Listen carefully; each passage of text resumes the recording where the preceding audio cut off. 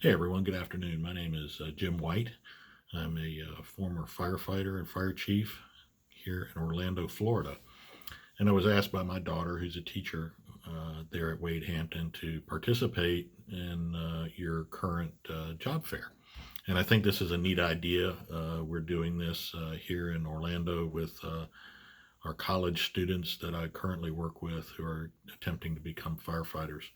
So I'll just go through these questions, and hopefully, what I share with you at some point will be helpful in your career decision making.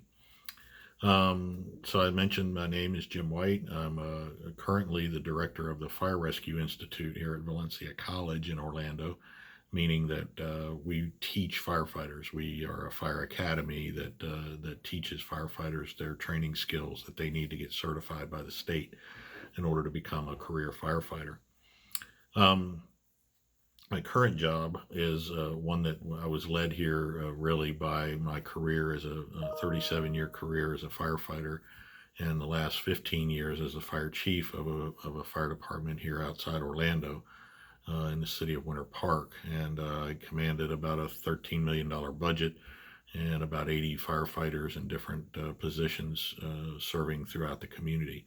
So did a lot of good things. I thought we did a lot of great things, and really enjoyed my job as a firefighter and fire chief over those many years.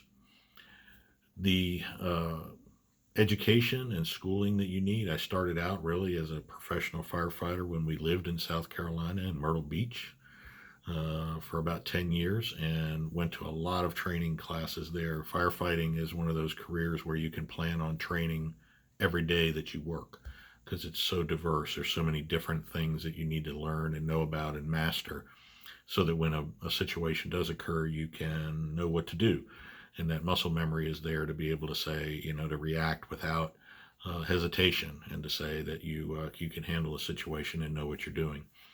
As my career moved on, again, like I mentioned, we're getting close to 40 years now in the fire service. Things have certainly changed. 40 years ago, you didn't need an education, you didn't need any kind of training. They just hired you if you had a pulse and you could do the job. Well, it's gotten a lot more than that.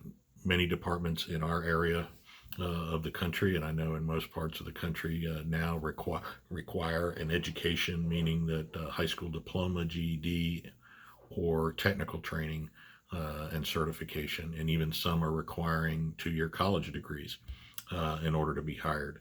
So I have a 4-year degree, a bachelor's degree in public administration, which is basically what the fire service does. And that gave me a really broad scope of knowledge about where the fire department and the fire service played in the community, what role they played. Um, the skills that you need for these positions, you really need to be a jack of all trades and a master of none. If you know a lot about a lot of stuff, that's good. And, my family will probably tell me that I know a lot about a lot of different things, but maybe I'm not perfect at anything. But you find that that's a very beneficial place to be, being a firefighter, because you're asked to do so many different things. An average day really looks like they're never the same. Their hours might be the same, but they're never the same. In most parts of the country, including your area around Greenville, I'm sure firefighters work somewhat of a 24-hour schedule. They come in the morning and they work all the way through that day and that evening into the next day, because it's a 24/7, 365 career. It's not just a job, and it is a lifestyle, and you would have to adopt that lifestyle in order to be successful as a firefighter anywhere you go. Um, the best part of the job, well, I go back to the what's a day look like.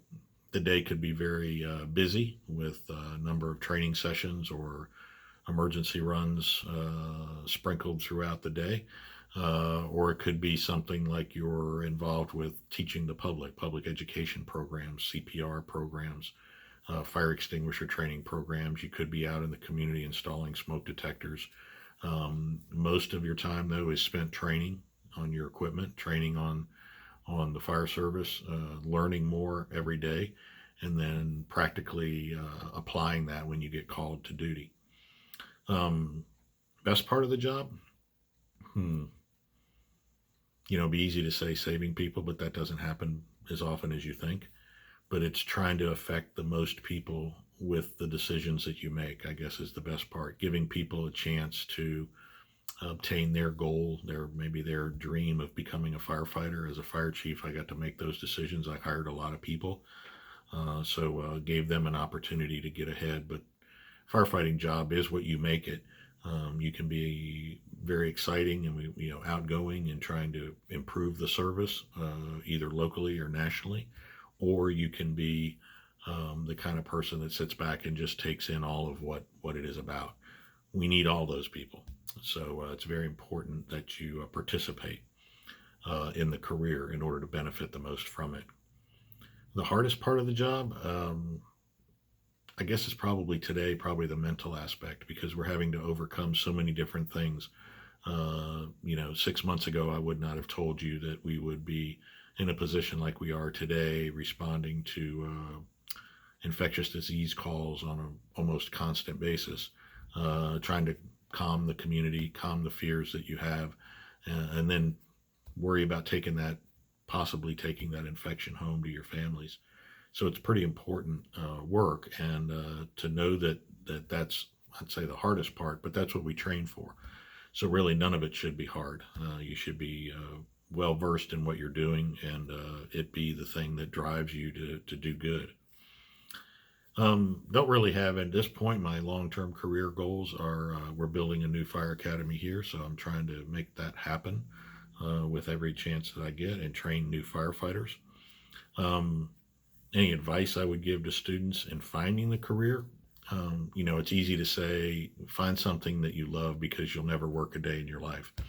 And if you really do love the fire service, because it is so diverse and it is so hands-on, it is so physical, mental today, and so different every day you come to work. You have so many career opportunities, advancement opportunities.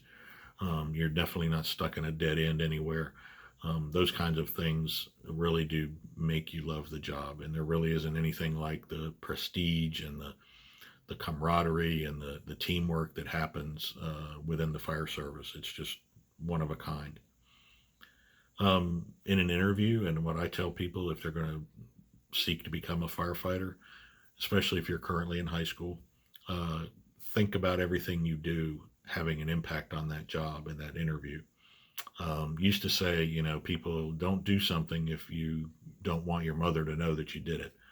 Well, don't do things that you don't want to put on your application to be a firefighter, because your conduct, your way you carry yourself in public, the public puts us on a high pedestal, and we need to maintain that by hiring people with high ethical backgrounds and ethical values. So that's a critically important part of this job, because we can train you and teach you to do all those other things, but you really need to keep yourself physically, mentally, and ethically fit in order to be able to do this job. Um, don't see this job changing. I say changing, but the community really drives the change that we have in our career. So I see it getting more technical. I see it getting more physical. I see it getting more demanding with every new event that occurs, whether it's a pandemic, whether it's a hurricane, a weather event, whether it's anything that happens in a community. The fire service is usually always called upon to make a response to that.